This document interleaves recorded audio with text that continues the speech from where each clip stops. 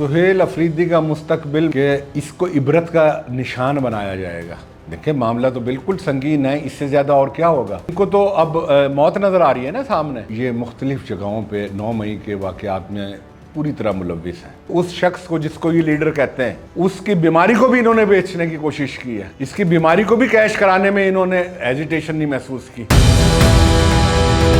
अस्सलाम वालेकुम, मैं मोहम्मद अकमल और आप देख रहे हैं साउथ पंजाब डिजिटल। नाज़रीन, सुहेल अफरीदी के हवाले से कुछ अहम खबरें जो है वो मंजर आम पर आई है। वही सुहेल अफरीदी जो रेडियो पाकिस्तान पर और कोर कमांडर हाउस पर हमले में मुलव्विस था और उसकी जानिब से 9 मई के तमाम तर केसेस को फॉल्स फ्लैग ऑपरेशन का नाम देकर वापस लेने की नाकाम कोशिश की गई थी। अदालत आलिया की जानिब से उस रिक्वेस्ट को, उस दरख्वास्त को मुस्तरद कर दिया गया क्योंकि सुहेल अफरीदी गिल्टी साबित हो चुका है। जो फोरेंसिक रिपोर्ट आती है उसमें वाज़िया तौर पर देखा जा सकता है कि सुहेल अफरीदी उन वीडियोस में मौजूद है। कोर कमांडर हाउस पे हमले की बात करें या फिर रेडियो पाकिस्तान पर हमले की बात करें तो सुहेल अफरीदी उसमें नज़र आ रहा है। इस हवाले से क्या होने जा रहा है, इन तमाम तर चीज़ों पर बात करेंगे। और इसके साथ साथ इमरान खान साहब के हवाले से एक बड़ी खबर जो है अडियाला से वो मंजर आम पर आती है, उस पर बात करेंगे। इन तमाम तर चीज़ों पर बात करने के लिए हमारे साथ मौजूद है सीनियर तज्ज़ियाकार, सीनियर सियासतदान तारिक रशीद साहब। अस्सलाम वालेकुम सर। जी वालेकुम अस्सलाम सर, कैसे आप? खैरियत से हैं? अल्हम्दुलिल्लाह। सर बताइएगा कि सुहेल अफरीदी की जानिब से कहा जा रहा था कि ये जो 9 मई को वाक़या हुआ है ये एक फॉल्स फ्लैग ऑपरेशन बनाया गया है, हम ये तमाम तर केसेस जो है ये वापस लेते हैं। लेकिन अदालत की जानिब से वो वीडियोस देखी गई है, फोरेंसिक रिपोर्ट देखी गई है और उन्होंने कहा है कि ये केस इसी तरह चलेंगे। सुहेल अफरीदी गिल्टी है, ये उन वीडियोस में मौजूद है। आप किस तरह देखते हैं इसे? देखिए, सबसे पहले तो मैं ये कहूँगा कि ये वो टोला है कि जिनकी ना कोई ज़बान है, जिनका ना कोई मज़हब है, जिनके ना कोई इरादे हैं, इनका सिर्फ़ एक ही एजेंडा है और उसी एजेंडे पे ये चल रहे हैं। और जो अभी हालिया आपने बात की कि ये मुख्तलिफ़ जगहों पे 9 मई के वाक़यात में पूरी तरह मुलव्विस हैं। रेडियो पाकिस्तान का भी जो मामला हुआ था उसमें भी मुलव्विस हैं। उसके अलावा और दूसरी तनसीबात जो थीं, जो अफवाज की थी, उनमें भी ये मुलव्विस पाए गए। और इसमें सुहेल अफरीदी साहब पेश मौजूद थे वहाँ पे। और ज़ाहिर है अदालत ने भी जो इतना बड़ा जो एक फ़ैसला किया है और एक डिसीजन लिया है वो ऐसे ही तो नहीं लिया। उन्हें पूरी तरीके से देख के, सोच के, समझ के, परख के फिर उन्होंने ये सब कुछ किया है कि सुहेल अफरीदी साहब तो वहाँ पेश नज़र आ रहे हैं। वो तो लोगों को और ज़्यादा फ़रोग़ दे रहे हैं कि जी चलें, उधर चलें, कोर कमांडर हाउस चलें, फ़लानी जगह चलें, फ़लाँ जगह चलें। देखिए, ये लोग जो हैं ये वो लोग हैं जो दहशतगर्द लोग हैं। इन्हें ना किसी अपनी आर्मी का मुसल्लह अफ़वाज का पास है, ना इन्हें हुकूमत का पता है, ना इन्हें पाकिस्तान का पता है। तो सर, जब ये लोगों को उकसा रहे थे कि चलो कोर कमांडर हाउस चलो, कैंट का रुख करो, जाके वहाँ पर हमला करो, तो क्या इन लोगों को नहीं पता था कि वहाँ पे नुकसान हो सकता है? हमारी फ़ौजी तनसीबात जो है वो वहाँ पर मौजूद हैं। सर, मैं वही तो कह रहा हूँ कि इनका कोई दीन, धर्म, मज़हब है ही नहीं। इनकी कहानी एक लफ्ज़ से शुरू होती है और वहीं ख़त्म होती है। और वो आपको पता है कि वो कौन शख्स है जहाँ से ये शुरू हो रही है और ख़त्म हो रही है। और फिर यही वो शख्स ही नहीं, फिर इनके जो ताने बाने हैं वो जहाँ से मिल रहे हैं, जहाँ से इन्हें इंस्ट्रक्शन से मिलती हैं, जो हमारे जो वो ममालिक हैं जो पाकिस्तान को देखना भी नहीं चाहते, वहाँ से इनको हिदायत मिल रही है। तो इन्होंने उनका, जिनका खाना है उन्हीं का गाना है, तो इनको इस चीज़ की कोई परवाह नहीं है कि ये हमारी मुसल्लह अफ़वाज की तनसीबात हैं, ये हमारा असासा हैं, ये हमारे तहफ़्फ़ुज़ का एक बहुत बड़ा एक वो ज़रिया है, हम इन्हीं की तनसीबात पे हमला कर रहे हैं। तो इन्हें तो शर्मसारी तो इन्हें तो हो ही नहीं, कभी हो ही नहीं सकती इस बात पे।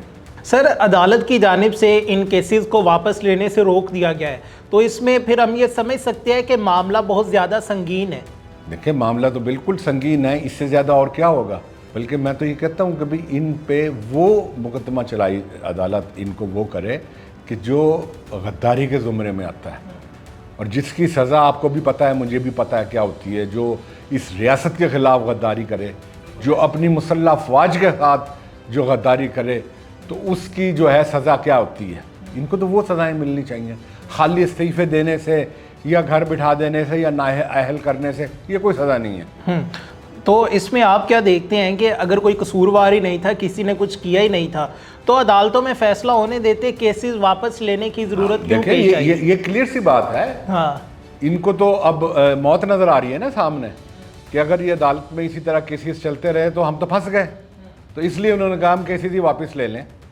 ये तो अदालतों को सलाम है कि उन्होंने इस चीज़ को समझा है, देखा है, और उसके बाद उन्होंने ये कहा है कि कोई केसेस वापस नहीं होंगे। और बल्कि यहाँ तक भी जो है रेडियो पाकिस्तान में मैंने पढ़ा है कि उन्होंने इस्तदा की है कि भाई ये जो असरअंदाज होंगे केसेस पे यहाँ KPK में, तो इन्हें या इस्लामाबाद या पंजाब में चलाया जाए, इन केसेस को ट्रांसफ़र किया जाए ताकि वहाँ पे ये केसेस चलें तो वहाँ पे कोई असरअंदाज ना हो। यहाँ हुकूमत है, वो केस चल रहा हो तो कुछ भी आके दहशतगर्दी कर दें वो। बिल्कुल ऐसे ही है। तो ये तो इस किस्म के लोग हैं कि भाई इनका तो कोई भी दीन ईमान मज़हब है ही नहीं इनका तो। सर, ये इनके हवाले से कुछ और अहम सवाल है, लेकिन उससे भी सवाल जो बानी PTI है, इमरान खान साहब है, उनके हवाले से अभी खबर आती है कि आज उन्हें पिम्स ले जाया गया था। 28 तारीख को पिम्स की जानिब से एलामिया जारी किया जाता है कि उनका जो इंजेक्शन था, 4th इंजेक्शन, जो 4th डोज थी उनके इंजेक्शन की, वो उन्हें लगा दी गई है। तो इस पर आपके पास क्या इन्फॉर्मेशन है कि क्या हुआ, किस तरह हुआ? क्या इस दफ़ा भी इमरान खान से पूछा गया था, नहीं पूछा गया, बगैर पूछे ले गए? और ये पहले लोगों को क्यों नहीं बताते, इंजेक्शन के बाद क्यों बताते हैं, लगाने के बाद? देखिए बात ये है कि इन्हें एक बेहतरीन इलाज मैसर है। पहले भी ये मैंने भी कहा है इस आपके फोरम पे जी, और इन्होंने शोर मचाया हुआ था, ओहो हो मर गया, लुट गया, उसको तो खुदा ना खास्ता उसकी तो आँख ही ज़ाया हो गई, वो तो देखने से नाबीना हो गया, और ऐसे हो गया और वैसे हो गया।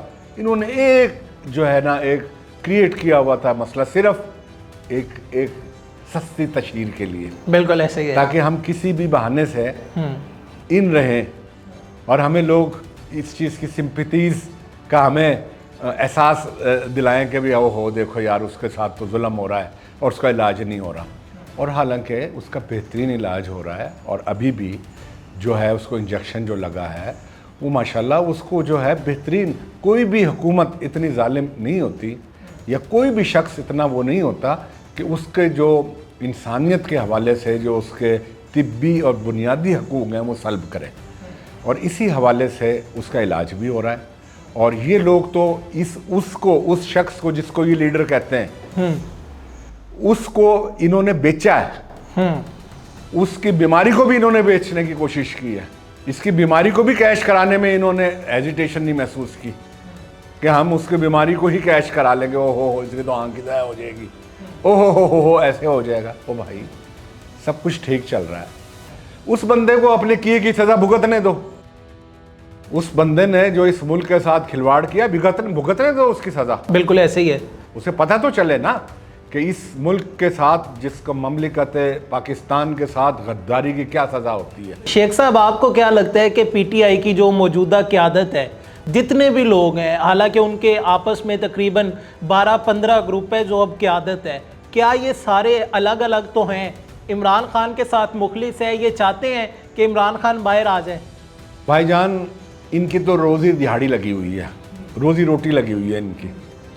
इनको तो बाहर से जो है इनको तो माल आ रहा है, ये कब चाहेंगे कि वो बाहर आए तो हमारी रोज़ी रोटी मरे। ओहदे भी मिले हुए हैं, ओहदे भी मिले हुए हैं, अंधों में काना राजे भी बने हुए हैं, ये सारा सब कुछ इनको मिला हुआ। तो ये तो भाई ये तो पेड लोग हैं, ये तो एजेंट लोग हैं, ये उसके साथ को मुखलिस तो नहीं है। बिल्कुल ऐसे ही है। यकीन करें, ना ये वतन के साथ मुखलिस है, ना ये अपने लीडर के साथ मुखलिस है।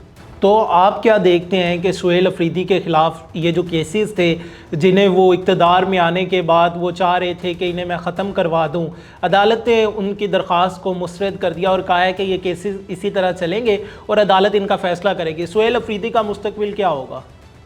सुहेल अफरीदी का मुस्तकबिल मुझे वो नज़र आ रहा है कि इसको इबरत का निशान बनाया जाएगा। पाकिस्तान की तारीख़ में याद रखा जाएगा कि एक शख्स ऐसा था कि जिसने सरकारी और फ़ौजी तनसीबात पे हमले भी किए और हमला करने की तरगीब भी दी लोगों को। तो इसके साथ वो होगा कि इंशाअल्लाह ताला ये लिखा जाएगा कि ये वो शख्स है कि जिसने इस वतन के साथ गद्दारी की है। तो मुझे इसका मुस्तकबिल वहाँ पे नज़र आ रहा है। शेख साहब बहुत शुक्रिया। Thank you.